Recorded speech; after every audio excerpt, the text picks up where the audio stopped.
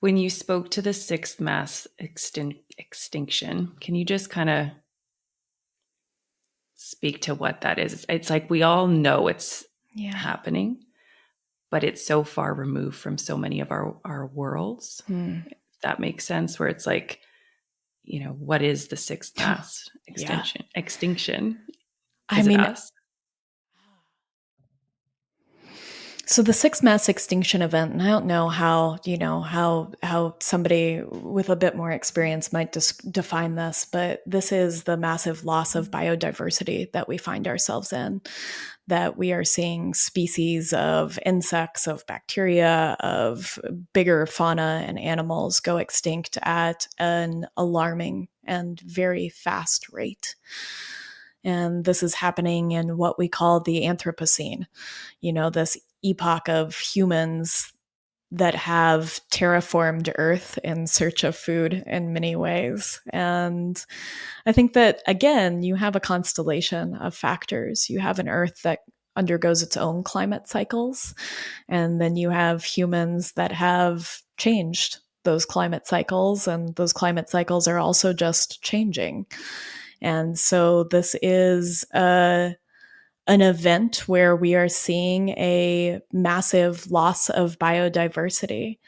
And it's what there's a beautiful philosopher named Timothy Morton would call a hyper object, that it has a finitude, but that it is so massive that we can't see it or really feel it, but we know that it's occurring. And so the sixth mass extinction would be a hyper object, and it's a pretty hard thing to sort of touch or define. And I actually think that there is, though, this sort of collective experience of feeling maybe a sense of grief or a sense of something occurring that is greater than ourselves. And here we are right here in this now, this timeline, experiencing that thing.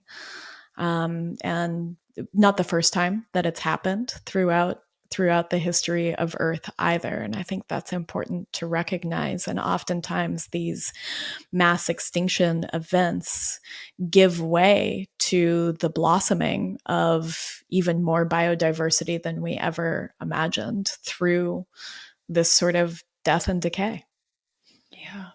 That brought me back to the beginning of our conversation where you spoke about those deep descents being a jumping off point. Mm-hmm. And I think we're experiencing that, this jumping Mm-hmm. off point right Yeah. now on the planet, where it's like, how can I find that connection for myself to the earth? Mm-hmm. I don't know where this came from, but somebody speaks so beautifully to it about just get yourself a piece of soil, like get your hands in some soil and you'll start to feel that connection.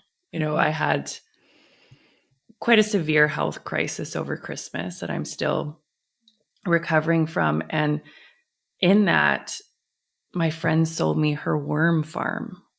And so Beautiful. I Oh, have tell this me more. worm farm on my deck Yeah. because I live in a townhouse right on the ocean. And I'm obsessed with these worms. And it's so cool to see how these, because Mm. they're composting worms, Yeah. break everything down. And it's like just connecting to something so like in my face, like visceral, I think is the Mm-hmm. word I'm looking for, Mm-hmm. and connected to the earth just deepens that connection where you want to learn more about it. And now I'm getting bees next week, and I've been harvesting wild roses all week, Mm. and that deep connection. And it started with a health crisis, Yeah. kind of a jumping off point.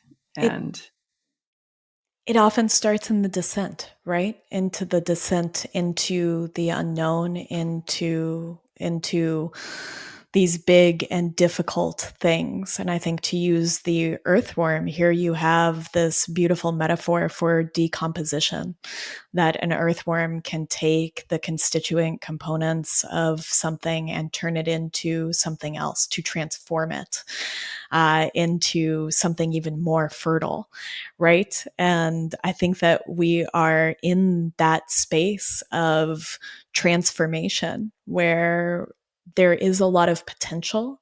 There is a lot of possibility in the same way that you see in your worm farm every day as they transform matter into fertility.